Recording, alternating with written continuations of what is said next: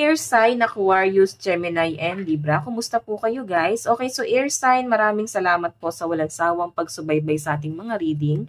And kung kayo ay bago pa lang sa ating channel, mag-subscribe na po kayo guys.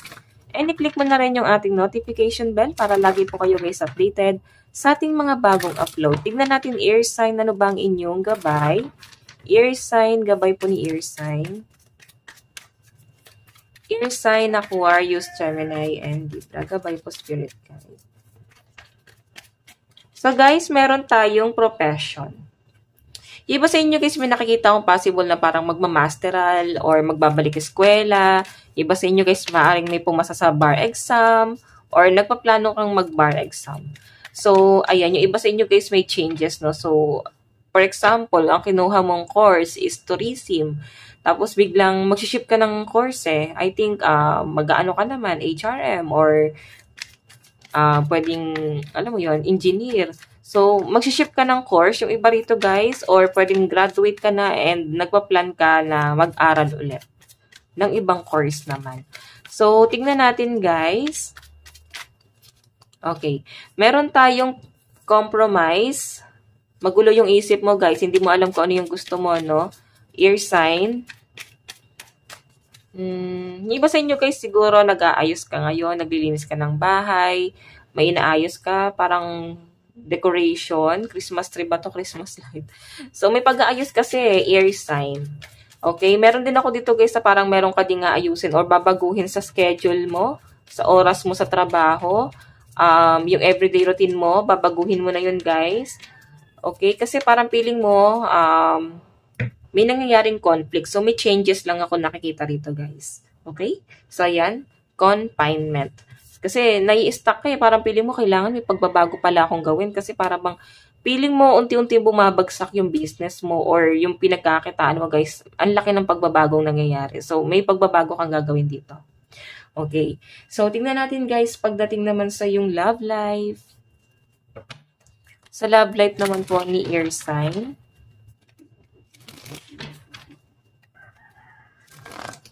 Air sign, Aquarius, Gemini, and Libra.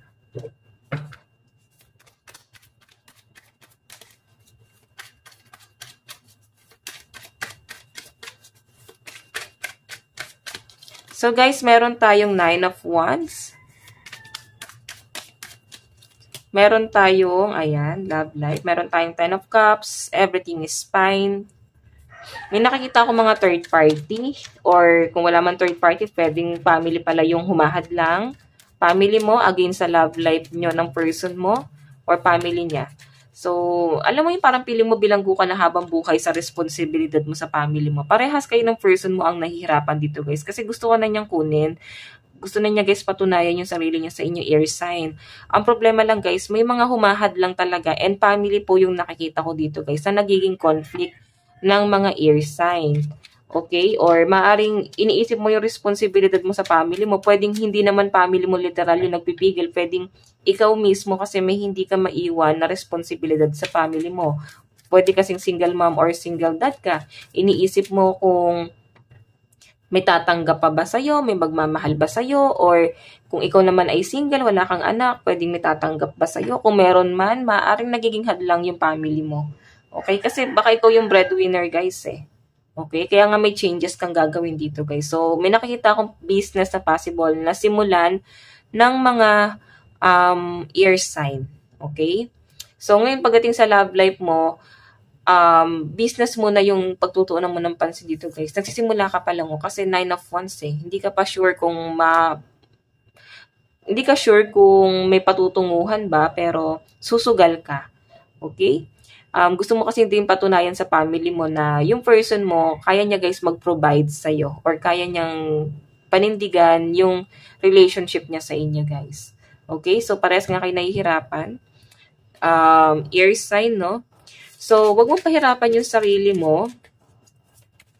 Medyo nagiging guarded ka sa nararamdaman mo or dumidistansya ka sa mga taong negative na para bang nagpipigil sa mga decision mo sa buhay. Ang nakikita ko sa inyo, air sign, ayaw mo rin ng pakikialaman ka kasi alam mo kung ano yung ginagawa mo. Iba sa inyo guys, may pinapakita sa akin dito na baka kung single ka, no? Kung single ka, parang magpapagawa ka ng bahay. Kaya parang iisang tabi mo muna yung love life mo.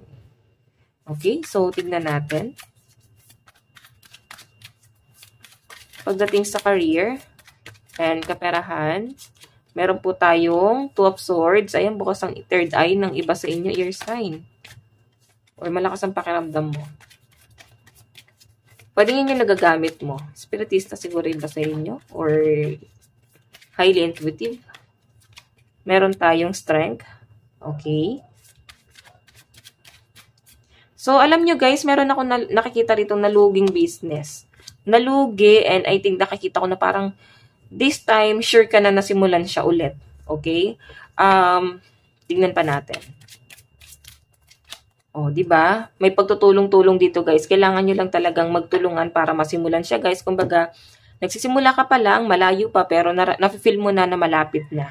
Okay? So, kung pagdating to, guys, sa business, nung una nag-aalangan ka pa, or pwedeng napapaisip ko kung malayo ba yung mararating, magiging successful ba? Pero, dahil passion mo tong bagay na to, hindi mo na titignan pa yung doubt na to. Ang nakikita ko na lang dito, guys, gusto mo na lang makatulong dito. Kumbaga, sisimulan mo tong business na to, I think para sa family mo, para sila na, guys, yung humawak nun. Okay? Sila na yung mag-manage, no? At least nabigyan mo sila ng pangkabuhayan dito, air sign. Okay? So, may nakikita akong possible na parang travel. I think may ipaprocess kayo, air sign. Paperwork, siguro isa sa family ang magta-travel, or pwede ikaw nag-travel ka.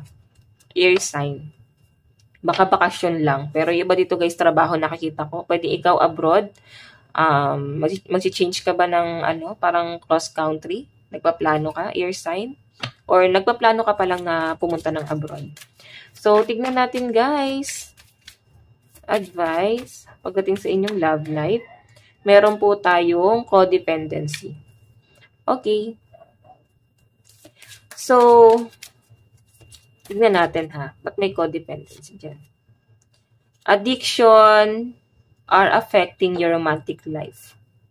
So, I think alam mo, air sign, nakakita ko rito na merong isang tao na, sinasabi kasi dito, guys, or possible na gusto niyang humingi ng second chance dito sa relationship na to.